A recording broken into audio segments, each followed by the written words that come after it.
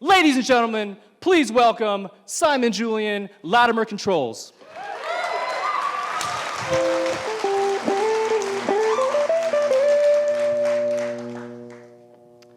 Many of us have heard of Thomas Edison and his invention of the light bulb. However, the bamboo filament he used was expensive, didn't burn for very long, and didn't burn very bright. It wasn't until an under-recognized black inventor named Louis Latimer developed the carbon filament that transformed the light bulb from a useful marvel of science to a dominant and scalable product that we could see in our everyday lives. This is exactly what Latimer Controls is looking to do with solar on the power grid. But why isn't solar already a dominant source of energy? Well, ask Guinea's Bims.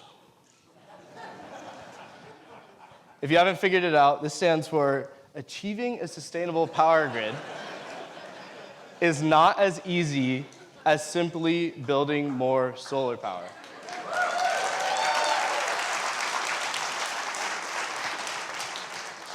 But in all seriousness, scientists around the US are investigating ways to operate a 100% renewable power system, and they haven't figured it out yet. There's a study that came out of New England that said that if they are to hit their 2040 carbon reduction goals, they're gonna have to tolerate 30 days of blackouts. That's 300 times more than the limit that we are used to today. This is all because when we replace fossil fuels on the power grid, we're losing something really important. Fossil fuels provide us with stable and reliable power. And when we increase our production on the demand side, they can ramp up and meet our need. This is called dispatchability, and it's a huge asset for grid operators. Solar, on the other hand, is not controllable.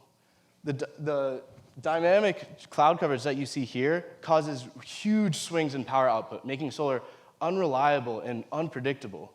If we are to transform solar into that dominant energy source that we need to gain controllability and adjustability in real time. My name is Simon Julien, and for the past 4 years, I've been performing graduate-level research at the University of Colorado and the National Renewable Energy Lab with chief scientists to publish 2 scientifically peer-reviewed publications and an international patent on a software algorithm to control and manipulate solar on the grid. So how does this work? Here you can see our algorithms recognizing a loss in power output from these partial shading events, and then intelligently signaling across the power plant to optimally adjust to the needs of the grid. And this can happen hundreds of times per minute at a huge scale.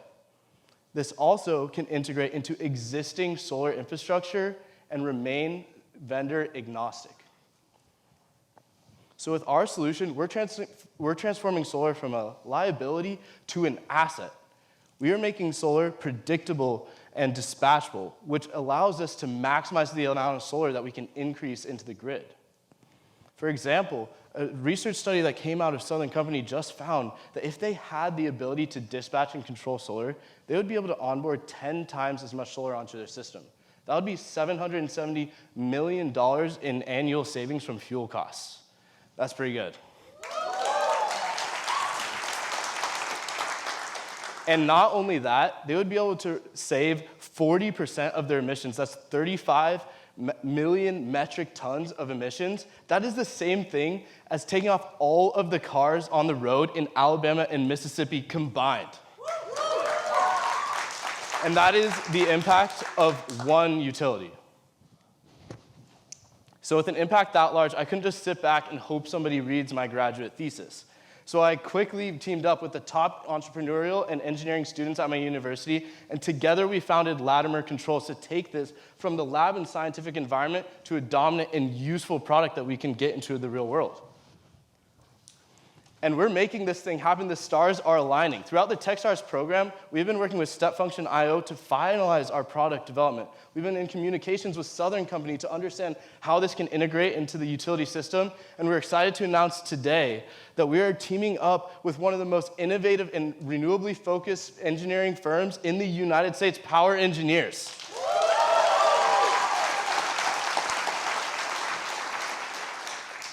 So if I could get you guys to remember one thing from this presentation, I hope you remember, ask Skinny Smith. Thank you.